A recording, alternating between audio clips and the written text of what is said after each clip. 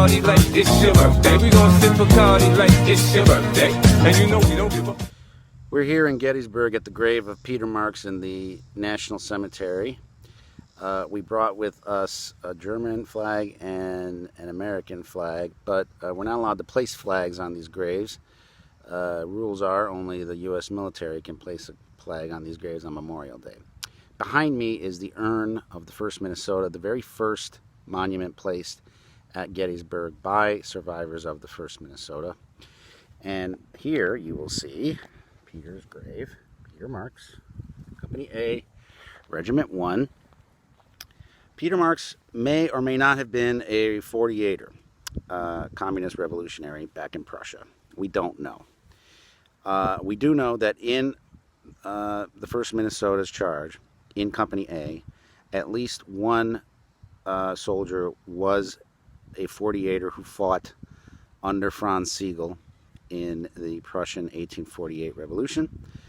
We also know that in the charge there were others, German-born immigrants, who were 48ers, communist revolutionaries in Prussia, and that's why Midwestern Marx is visiting Gettysburg, because Peter Marx is the hero of Ghosts of Plum Run, my historical fiction series about the charge of the 1st Minnesota at Gettysburg.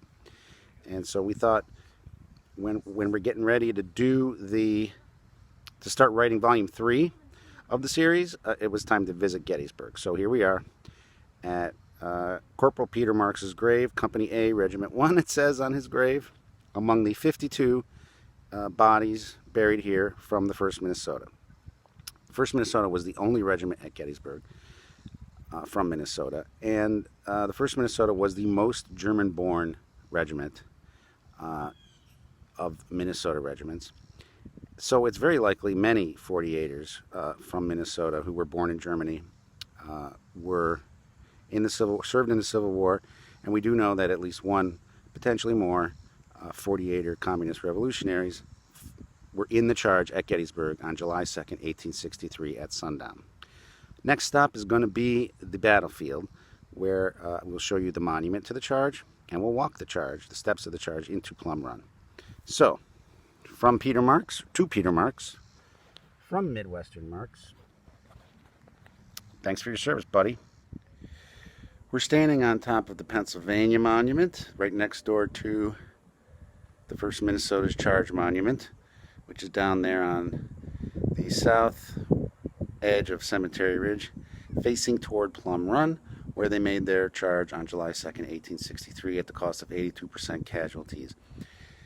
Ghosts of Plum Run, my Star Wars series for leftists, is based on Company A of 1st Minnesota. Company A, during this charge on July 2nd, 1863 at sunset, was about 50% German-born.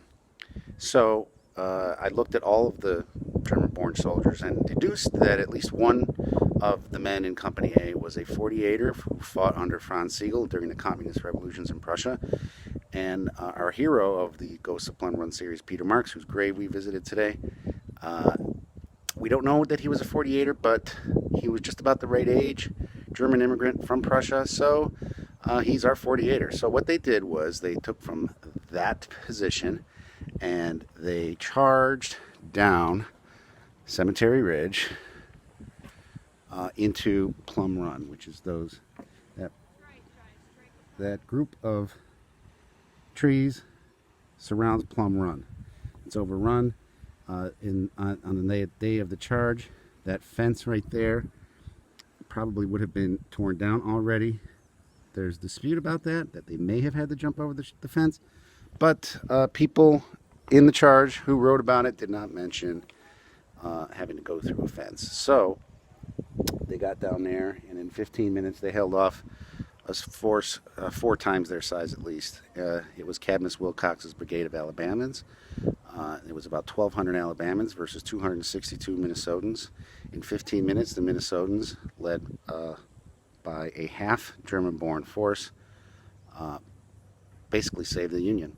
And that's why we're here today, and that's why Midwestern Marx is visiting Gettysburg to talk about the 1st Minnesota, because that regiment, 262, at least half of them in Company A at the time of the charge, were German-born. some of whom were more than likely communist revolutionaries. So I'm going to go down to the monument, and we'll see you down there.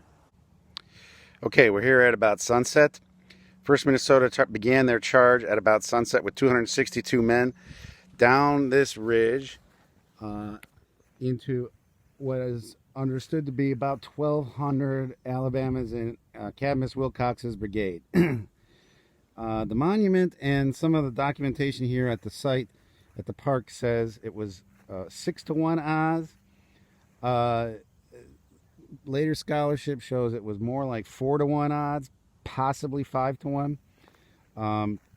During the charge, Company A, our Germans, were situated right next to the colors, to the right of the colors. There were 8 companies. The colors were in between, 4 companies on either side. One of the members of Company A was a German immigrant named John Den, who was detached to the color guard. So he was in the color guard, 4 guys. He was the 4th guy to carry the colors because the 3 before him were shot down. To the right of the color guard was Company A with 50% Germans, German-born immigrants. Of that group, in Company A's casualties were 50% of the killed and wounded were German-born. 50% of those who died of wounds were German-born. At least one was Peter Marks, our hero in Ghosts of Plum Run, who we think could have been a revolutionary communist in 1848. We're not sure.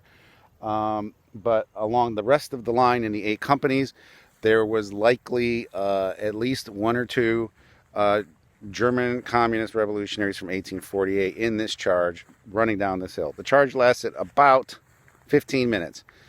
They hit that line of trees, which is Plum Run, in about a minute. That line of trees right behind me.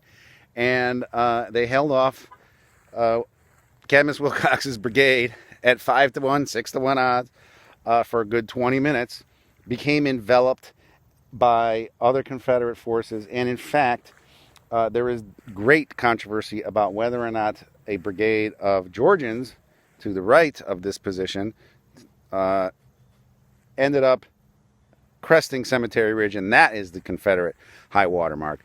Don't get me started on that. But at sunset, I thought I would give this a go to let you know what happened in the charge. That's your historical summary for today. That's what our book series is about. So I have a couple of deeper thoughts later, but that's the charge basically. And it basically saved the entire Union line on July 2nd, 1863. The men in the charge certainly thought this was the end of the war if they didn't succeed. And they succeeded. They kicked Cadmus Wilcox's ass. So I've heard this a lot lately, that somehow slavery is incompatible with capitalism, which doesn't make sense to me, because if you're not paying for labor, you're making a lot of money. And isn't that what capitalism is all about, is making more money, more profit at lower cost?